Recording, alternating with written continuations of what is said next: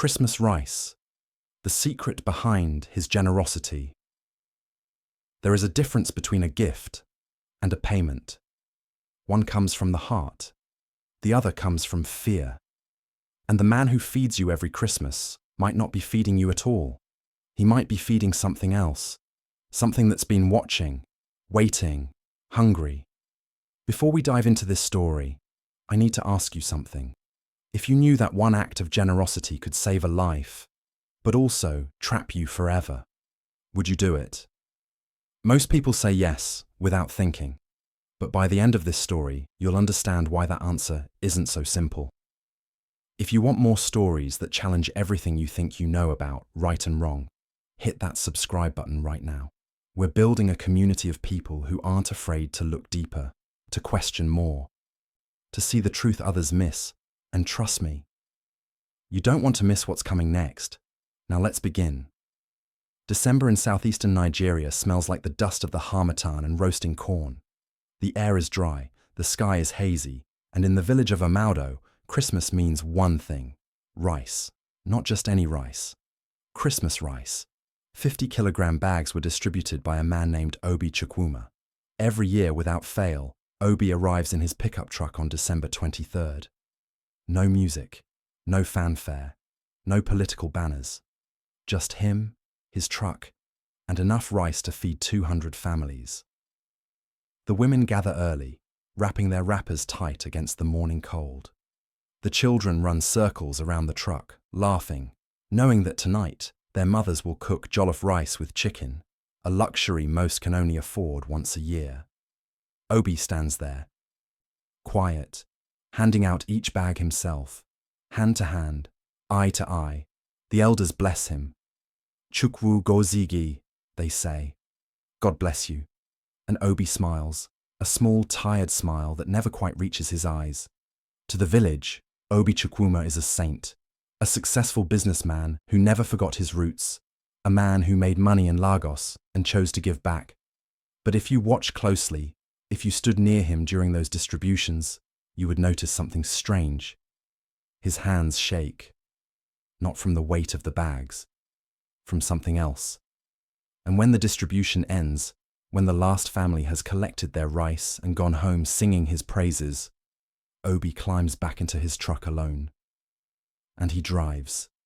Not home, not to celebrate. He drives deep into the forest, past the old missionary road, to a place no one in Amaudo talks about anymore. A place where, 30 years ago, something happened that the elders buried in silence.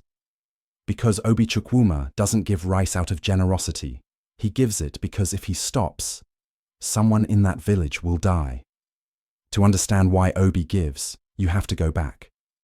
Back to 1985. Back when Obi was not a businessman, not a savior, just a 15-year-old boy whose mother sold a kara by the roadside to pay his school fees. Obi's father had died when he was 7. Malaria. No money for the hospital. His mother, Mama Obi, raised him alone, frying bean cakes from 4 in the morning until the sun set, her hands scarred from hot oil, her back bent from years of standing. Obi was her only child, her only hope. She poured everything into his education, believing that if he could just finish secondary school, if he could just pass his exams, life would change. But in December 1985, 2 weeks before Christmas, Mama Obi collapsed. At first, they thought it was exhaustion, but when the local nurse examined her, she shook her head. This woman needs a hospital, a real hospital, in the city. Obi's stomach dropped. The city meant money, money they didn't have. He ran to every neighbor, every market woman, every elder. He begged, he pleaded. He promised to pay back every kobo once he finished school and got a job. But December was harvest season. Everyone's money was tied up in land, in crops, in their own family's celebrations. Door after door closed.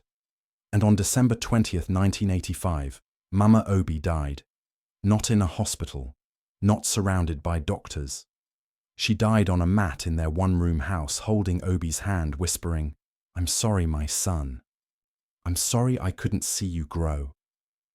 Obi buried her 3 days before Christmas, alone.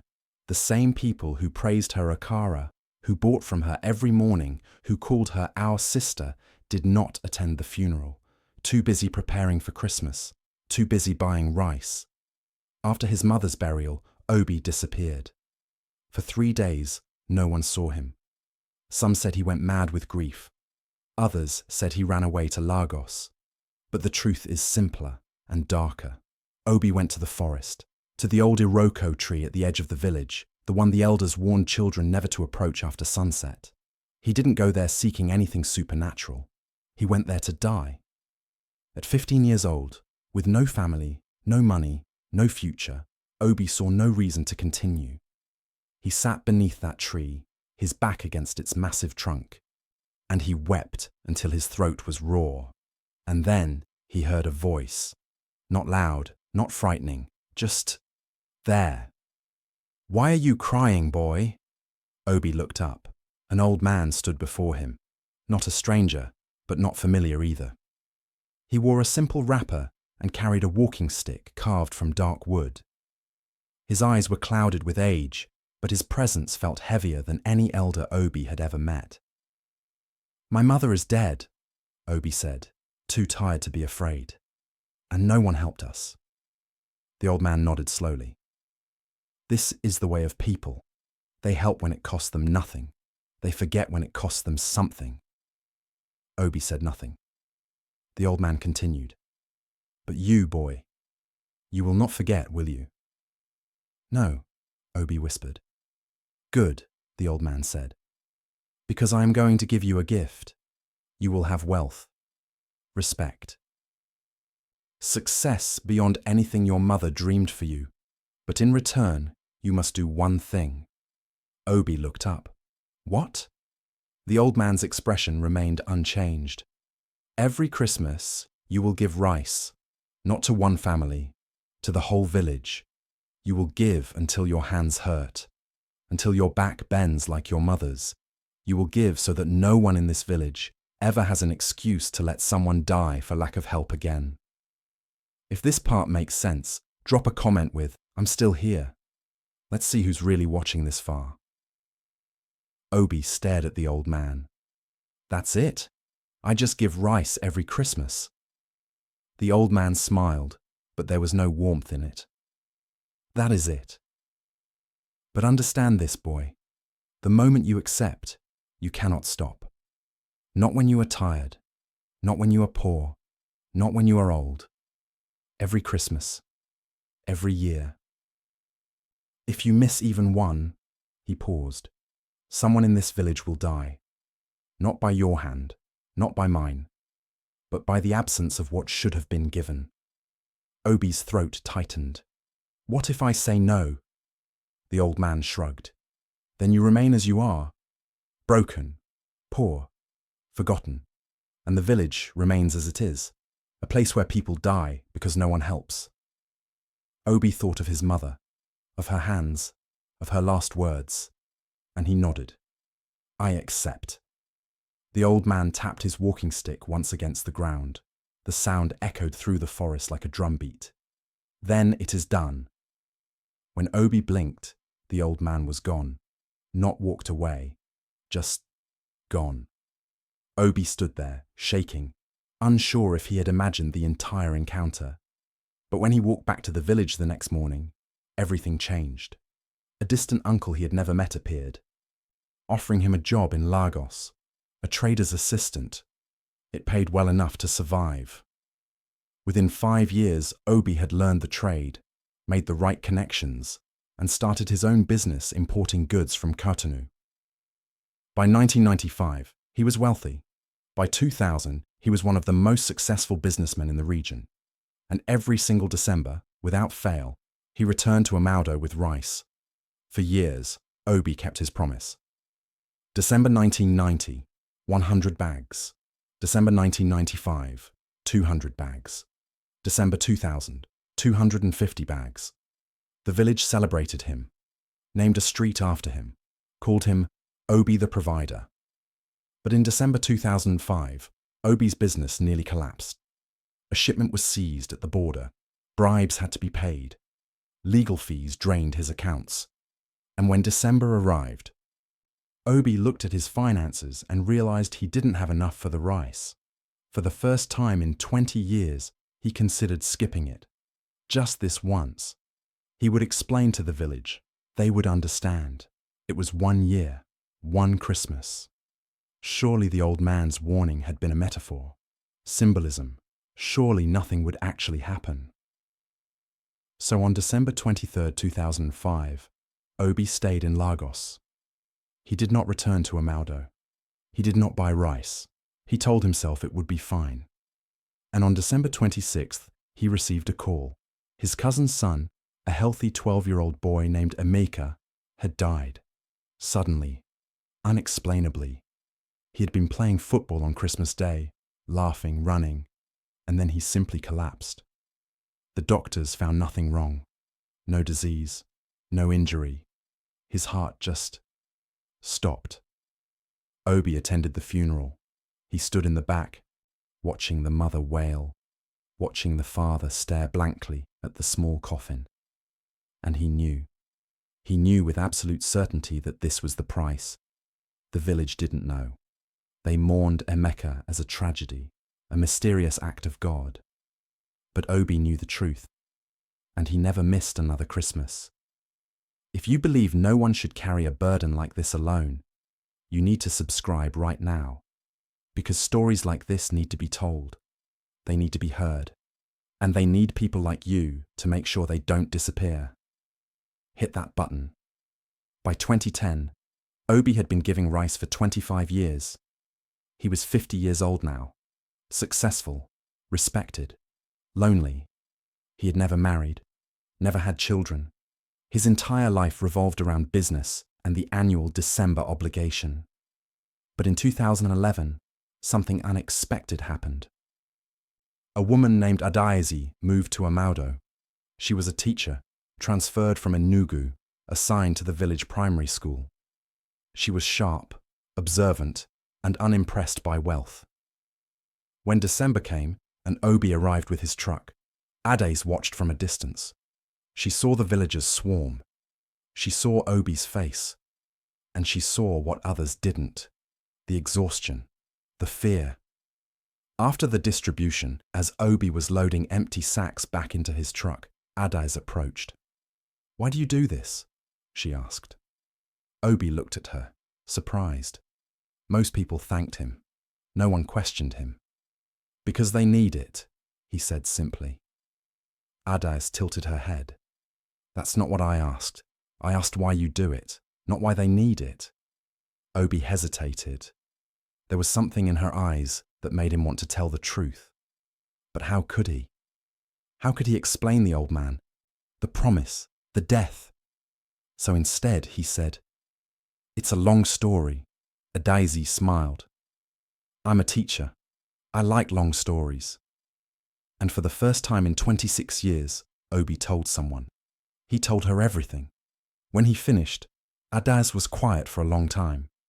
Then she said, "Do you regret it?" Obi considered. "I regret that it wasn't a choice, but I don't regret the giving." Adaeze nodded. "Then maybe the old man gave you more than a curse. Maybe he gave you a purpose." Obi and Adaeze became close, not romantically, but something deeper, friendship built on truth. She was the only person who knew his secret, and she never judged him for it. In 2015, Obi was diagnosed with heart disease. The doctors said he had 5 years, maybe less. His body was giving out. Decades of stress, of carrying a secret burden, had taken their toll.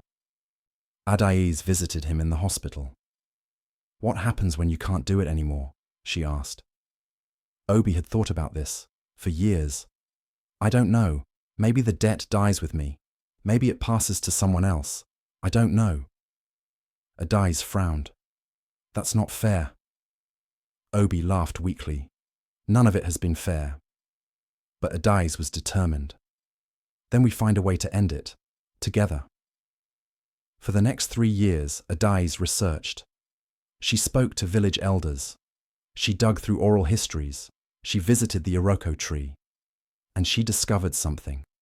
The old man was real. His name had been Mazi Ubaka, a powerful elder who, in the 1960s, had tried to establish a system of communal giving in Amaudo. He believed that if the wealthy gave regularly, the village would never suffer. But when he died in 1975, his system died with him. Until the promise. December 2018.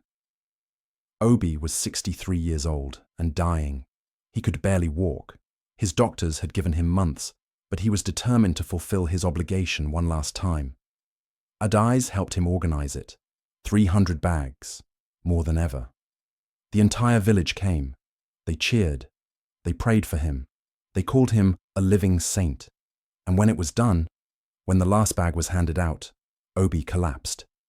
Adais caught him before he hit the ground. They rushed him to the hospital, but Obi knew.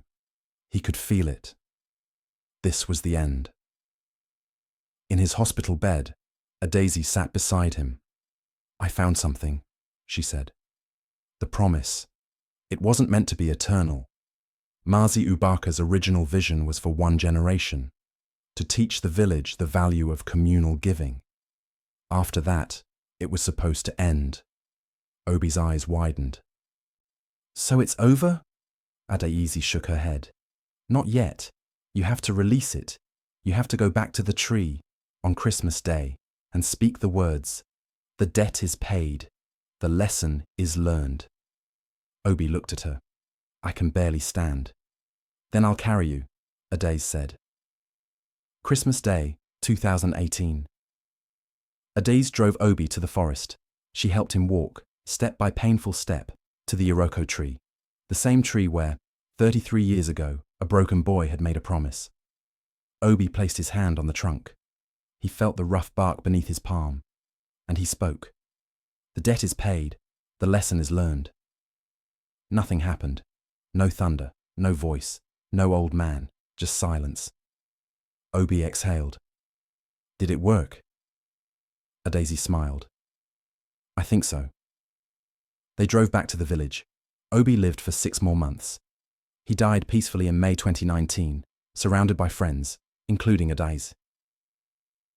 And the following December, for the first time in 34 years, there was no rice distribution.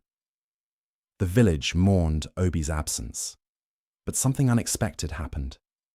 3 families, each of successful business people who had once received Obi's rice as children, came together. They pooled resources and organized a distribution themselves, not because they had to, because they wanted to, because Obi had taught them something. And the following year, 5 more families joined. By 2022, the entire village had created a cooperative, a system where everyone contributed and everyone received. Mazi Ubaka's vision finally realized. So here is the question I'll leave you with. How would you feel if your own family betrayed you like this? If the help you needed never came, and you spent the rest of your life making sure it never happened to anyone else?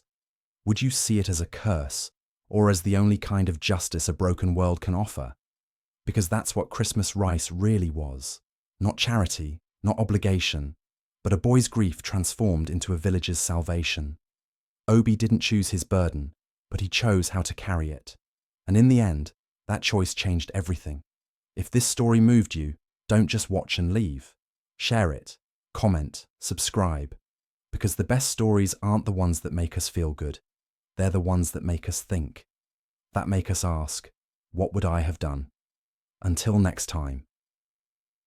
Remember, sometimes the greatest gifts come from the deepest wounds, and the hands that feed you might be the same hands that once begged for help and were turned away.